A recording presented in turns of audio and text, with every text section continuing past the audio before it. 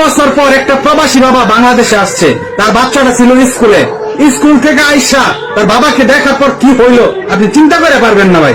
এই ধরনের ঘটনা ঘটে গেছে। ওই আমি তো এনে বসে বসে দেখলাম তুই ইচ্ছা মতো খেলতাছিস। ছুটি পরে তো কইছিস ছুটি হলে বাসায় যাবি।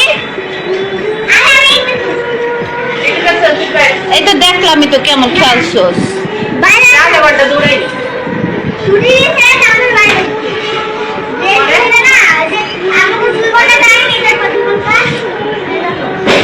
এই তোর আব্বু তো কালকে আইতাছে।